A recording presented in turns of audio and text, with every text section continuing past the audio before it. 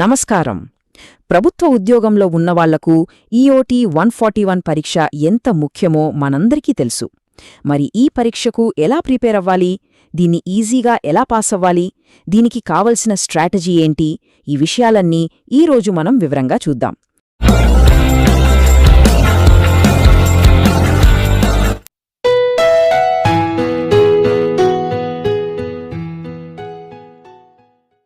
రండి స్టార్ట్ చేద్దాం. చూడండి, ఆంధ్రప్రదేశ్ అయినా తెలంగాణ అయినా గవర్నమెంట్ ఎంప్లాయీస్ అందరికీ ఈ ఈఓటీ 141 అనేది కెరియర్లో ఒక చాలా ఇంపార్టెంట్ స్టెప్. అయితే అబ్బో, ఈ పరీక్ష ఎలా పాస్ అవ్వాలి అని టెన్షన్ పడాల్సిన పనే లేదు.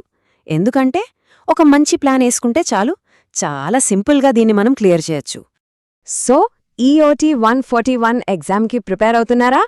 అయితే ఈ అనాలిసిస్ ఖచ్చితంగా మీకోసమే. ఈ ప్రిపరేషన్ జర్నీలో మనకు కొన్ని ఛాలెంజెస్ వస్తాయి కదా, వాటినే మనం అవకాశాలుగా ఎలా మార్చుకోవచ్చో అంతా కలిసి తెలుసుకుందాం.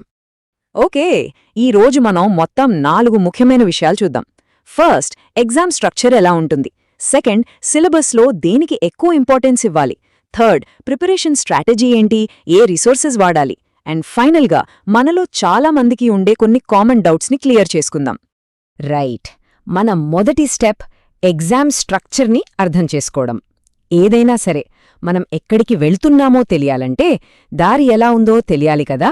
అలాగే ఈ పరీక్ష రూల్స్ ఏంటి, దాని నిర్మాణమేంటి అనే దానిపై ఒక క్లారిటీ తెచ్చుకుందాం. ఇక్కడ మనం గుర్తుపెట్టుకోవాల్సిన first and most important point ఏంటంటే, ఈఓటీ 14-1 ఎగ్జామ్లో ఉండేది ఒకే ఒక్క పేపర్ అంతే. దీనివల్ల మన ప్రిపరేషన్ చాలా ఫోకస్డ్గా ఉంటుంది. ఈ ఎగ్జామ్ మొత్తం 100 మార్కులకుంటుంది. మరి పాస్ అవ్వడానికి ఎన్ని కావాలి అనుకుంటున్నారా? కేవలం 40 మార్కులు. అంటే మన టార్గెట్ చాలా క్లియర్గా ఉంది, ఈజీగా రీచ్ అవ్వచ్చు కూడా.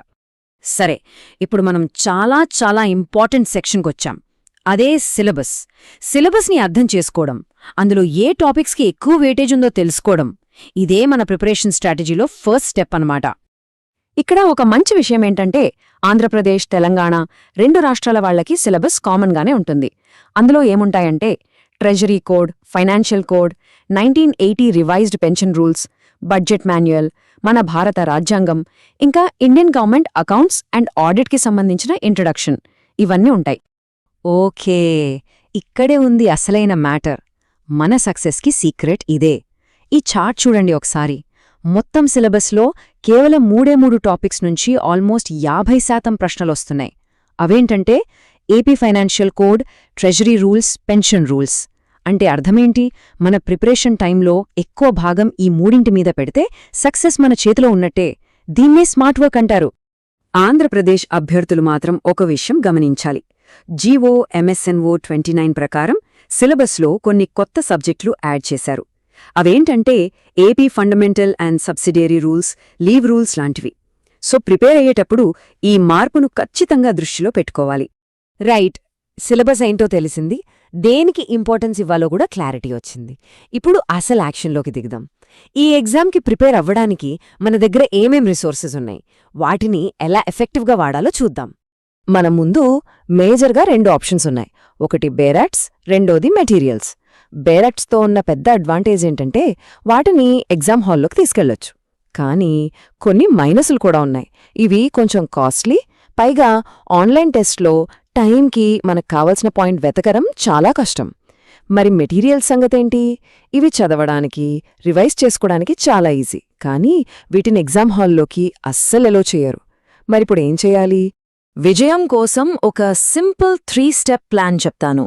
నంబర్ 1, పాత క్వశ్చన్ పేపర్స్ని ఎనలైజ్ చేయండి. అప్పుడు ఎగ్జామ్ ప్యాటర్న్ మీద ఒక ఐడియా వస్తుంది. నంబర్ 2, ఒకవేళ బేరాక్ట్స్ వాడుతుంటే ఇంపార్టెంట్ పాయింట్స్ అన్నీ అండర్లైన్ చేసుకోండి. నంబర్ 3, లేదు మెటీరియల్స్ చదువుతాను అనుకుంటే మాత్రం వాటిని కంప్లీట్గా బాగా చదవండి. ఈ పద్ధతి ఫాలో అయితే చాలు, పాస్ అవడం చాలా ఈజీ. ఓకే, మనం ఇప్పుడు ఫైనల్ సెక్షన్కి వచ్చేసాం. ఈ ఎగ్జామ్ గురించి చాలామందికి కొన్ని కామన్ డౌట్స్ ఉంటాయి. వాటిని ఇప్పుడు క్లియర్ చేసుకుందాం, మన కాన్ఫిడెన్స్ని ఇంకా పెంచుకుందాం. ఫస్ట్ డౌట్, ఈ ఎగ్జామ్ ఆన్లైనా లేక ఆఫ్లైనా? దీనికి ఆన్సర్ చాలా క్లియర్ అండ్ సింపుల్. మే 2016 నుంచి ఏపీ అయినా తెలంగాణ అయినా ఈ ఎగ్జామ్ కేవలం ఆన్లైన్లోనే పెడుతున్నారు. ఇక నెక్స్ట్ ఇంపార్టెంట్ క్వశ్చన్, ఎగ్జామ్ హాల్లోకి ఏ బుక్స్ తీసుకెళ్లొచ్చు? ఇది చాలా చాలా ఇంపార్టెంట్ రూల్, బాగా గుర్తుపెట్టుకోండి. ఓన్లీ బేర్ యాక్ట్స్ అంటే టెక్స్ట్ బుక్స్ మాత్రమే అలో చేస్తారు. ఎలాంటి షార్ట్ నోట్స్ గానీ మెటీరియల్స్ గానీ అలో చెయ్యరు. ఇది రూల్. సరే, పెన్షన్ ప్రాబ్లమ్స్ ఉంటాయి గదా, వాటికి క్యాలిక్యులేటర్స్ వాడొచ్చా? ఇది కూడా చాలామంది అడుగుతుంటారు. లేదు, అస్సలు వాడకూడదు. క్యాల్క్యులేటర్సు, మొబైల్ ఫోన్సు ఇలాంటివి ఏవీ ఎగ్జామ్ హాల్లోకి అలౌ చెయ్యరు. పెన్షన్ లెక్కలు మనమే స్వంతంగా చేసుకోవాలి. అందుకే ప్రాక్టీస్ చేసేకప్పుడే మైండ్ క్యాల్క్యులేషన్స్కి అలవాటు పట్టం మంచిది. చూశారుగా, ఈఓటీ 141 ఎగ్జామ్ అంటే కేవలం హార్డ్ వర్క్ మాత్రమే కాదు, స్మార్ట్ వర్క్ కూడా. కరెక్ట్ స్ట్రాటజీ మీ చేతిలో ఉంది. విజయం మీకోసమే ఎదురుచూస్తోంది. మరి ఈ అవకాశాన్ని అందుకోవడానికి సిద్ధంగా ఉన్నారా?